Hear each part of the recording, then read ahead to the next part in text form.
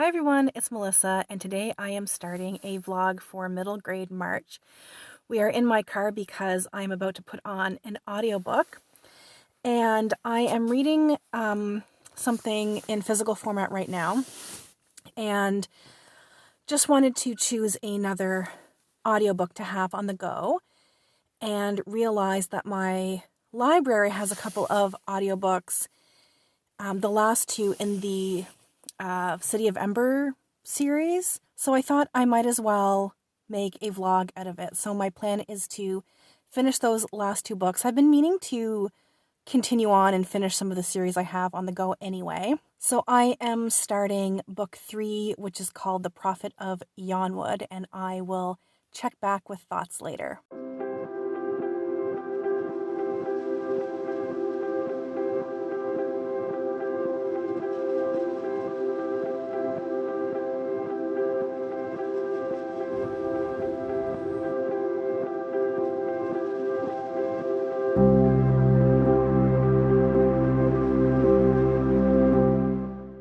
I finished The Prophet of Yonwood, and overall, I liked it. I have like a couple mixed feelings, but I think on the whole, it was a good book.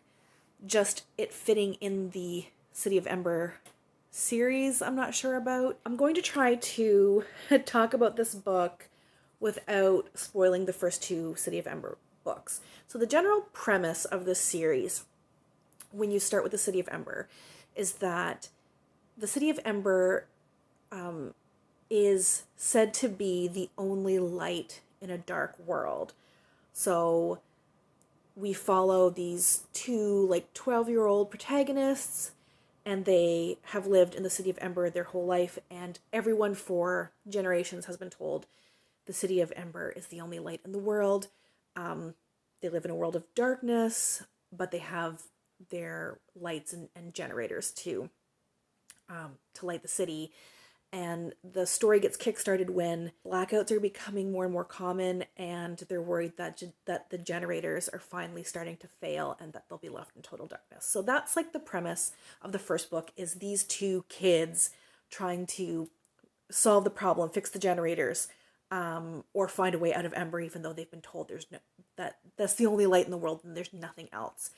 So that's the premise of the first book, and then the second book kind of follows what those protagonists are able to do in the first book. The Prophet of Yonwood is a prequel, so this is where I have kind of mixed feelings. So as a standalone book, I think it works better than as a prequel to the City of Ember. We're following a couple of 11, 12-year-old kids in North or South Carolina, and tensions are very high. There's a lot of political stuff happening. The threat of nuclear war, global nuclear war, seems imminent.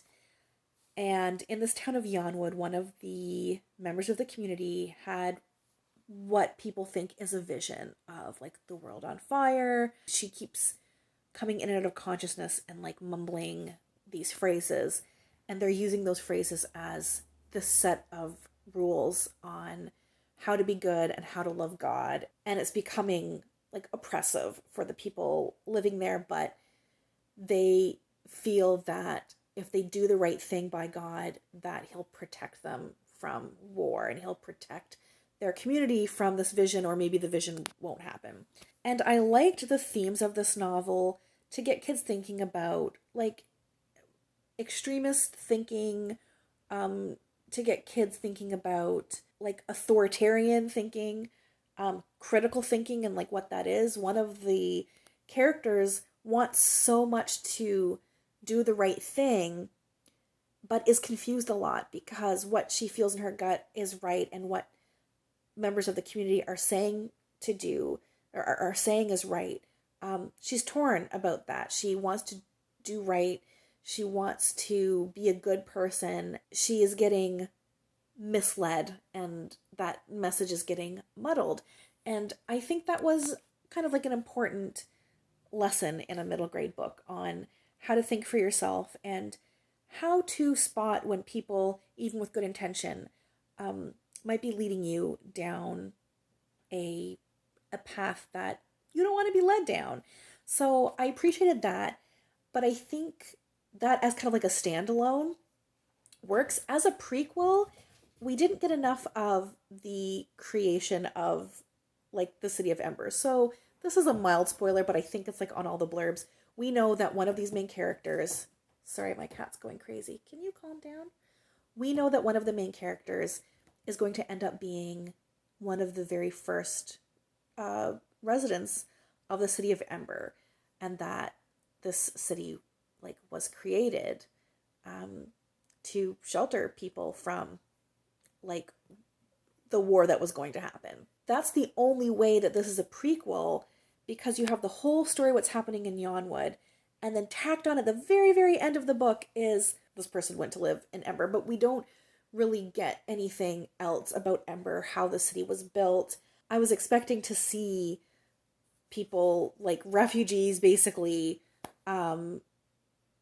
populating Ember and like the start of that city, but we don't get that. It's almost kind of like an appendix, like an afterthought. So as a prequel, I don't think it's needed. I don't think it adds anything. I mean, I haven't read the fourth. I'm going to start on the fourth, I think today, the fourth and final book of Ember. And that in that book, I think we're following the original kids like from the City of Ember, which I think I'll enjoy more because that story is also like just more interesting, or those characters I should say are more interesting than the characters from the Prophet of Yonwood.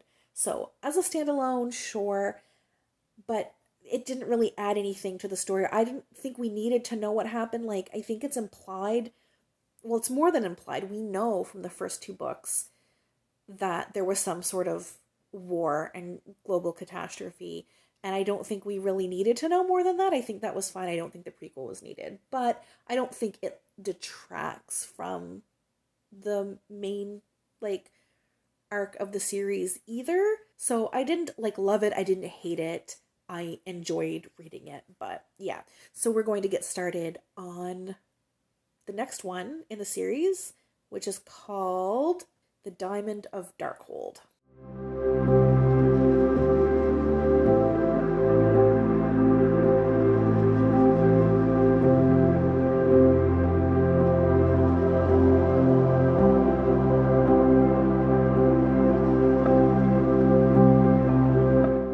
I hope you enjoyed that last clip of the groundhog that lives on our property. She comes out every year, and this is the first time I've seen her since winter started. And yesterday was the first day of spring, so it was really nice to see her pop up for spring. So I finished a book, but it was not the next in the City of Ember series. I ended up not reading that because the audiobook I was listening to, it had like poor sound quality. It was kind of crackling and stuff, so I'll have to borrow a physical copy at some point. So instead, I listened to the audiobook of The Barren Grounds by, what's the author's name? David A. Robertson, I think, narrated by Brefny Caribou. And I was really interested in this book because it's been advertised as kind of like a Narnia type story, but with Cree legend and mythology. I liked this book, but I didn't end up loving it. There were a lot of good things about it, but there was just a big section of the story that just kind of fell a bit flat for me. Let me tell you about the story, first of all, I guess. So it's primarily about this 13-year-old girl named Morgan. It's basically her point of view. And she is a foster kid. She's Indigenous, but she's basically been raised white. She has been in foster care almost her entire life since she was a toddler. She doesn't remember anything about her Cree heritage. She's very disconnected from her culture. And the home she's currently at, she's been there a couple of months, and then a new foster kid shows up. He's only there like a week, I think, when the story starts. And he's also Cree, but his experience is very different. This is his first time in foster care, it seems, and he has lived with his community, and he speaks Cree, at least some Cree, and he is very in tune with his culture and traditions, and he has hunted and trapped on the land, and is just very connected to his culture. Morgan and Eli end up discovering a portal into this place called Missawa, where there are some animal beings that talk and walk on two legs, and it's been winter there for years and years, because this man who had come through the portal previously, years and years ago, stole the summer birds. And so until they get the summer birds back, it will never be green again, and the people there are basically starving. So Morgan and Eli go on this journey, this adventure to try to get the summer birds back and save Missawa. So all of the stuff about the characters I enjoyed. So I really liked Morgan as a character. I think she was quite a nuanced character. There was a lot to like about her. She has her faults, but they're all very understandable. She has a lot of anger. She lashes out. She kind of gives Eli the cold shoulder when he arrives, even though she knows how sad and confused he must be coming into foster care. And but there's just something endearing about her, and I think at the core she has a good heart, and when push comes to shove, she does the right thing. But I found a lot to like about Morgan, and I liked kind of the comparison or the differences between she and Eli, where they come from the same background technically, but Eli's very connected to his culture, and she doesn't even really know who she is. She doesn't speak the language. She doesn't know anything about the traditions, and she has a lot of resentment about that. And I liked the parts of the story where, being in Missawa, she gets to reconnect in certain ways, and she gets to discover things about herself and gets to know parts of her own identity much better. So I think all of that was good. But the adventure part where they're in Missawa and they are trying to go and find the summer birds, I found kind of boring, which really surprised me because that should be the more exciting part of the story.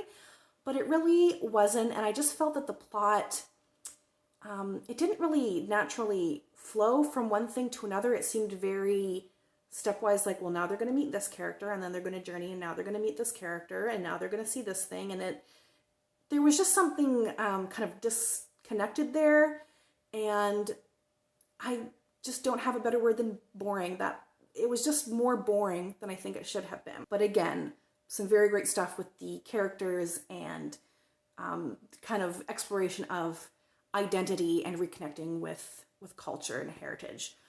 So I think I have time this week for one last middle grade book. What I'm going to do is I'm going to scroll through my Libby app, and I'm going to see what books are currently available. I am hoping to get some wintry things done before the snow goes away. I really like the winter, so I'm kind of sad that spring's coming. So hopefully I will be able to insert some B-roll of me out in the snow. And yeah, and then I will check back with the last book.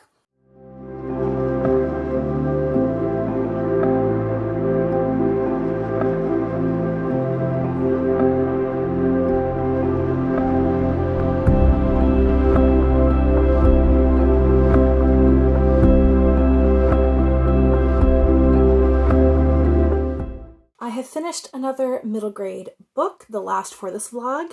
It is called A Wish in the Dark by Christina Soontornvat. And I really, really enjoyed this. This is definitely my favorite of this week, this vlog. It is a fantasy book, Thai inspired, very colorful. The descriptions of this city that is kind of built along this river, like built over the water, and these orbs of light that power the city was just so whimsical. I really loved the setting. So we follow a couple of different characters, primarily Pong and Knock. And Pong and his friend Soontornvat were born in this prison because their mothers were criminals. And if you are born in a prison, you have to stay there until you're 13. But Pong ends up escaping and running away and living with monks for a few years until he returns to the city. And this city, like I said, is powered by all of these glowing lights. Different lights do different things, and there's different grades of them, and so only the rich can afford these, like the gold lights. The crimson lights are used for cooking, and then different colors are used for like the poorer classes. They're a little bit dimmer and they don't cost as much. But what happened is that this city, it was destroyed years before in this great fire, and this man, the governor, who he becomes the governor, he came down out of the mountains after this great fire when everything was in disarray, and he has this power to create this light. And so he creates and charges the orbs. And because of this light that you can see by and cook with, they no longer have to use fire. And so he basically saves the city, makes it safer. But as I alluded to, there are these different like levels, and like people are in poverty, and there's like a lot of like class systems and whatnot. And Pong and his friend, who were born in prison, are obviously part of the poorer classes. So like I said, Pong escapes. We follow his story, and we also follow the story of Nok, who is a girl who is from like the rich part of town, and she's the daughter of the prison warden, and she is one of these like high achiever, like perfect daughter, and she gets it into her head that she is going to find this escaped prisoner and basically restore her family's reputation by doing this, because there's some like rumors and whatever about the family. Aside from the setting, I loved the characters, all of the characters, Pong and Nok, but also like the side characters, Pong's friend Soontornvat, and other characters as well.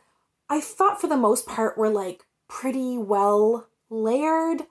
They all have their flaws, but they're all lovable in their own ways. And I loved the characters. The plot was really fun. Part of the story revolves around finding out the truth about the governor, and also trying to make the city a better place, and coming to the realization that even though the governor saved them, quote unquote, that things aren't necessarily better.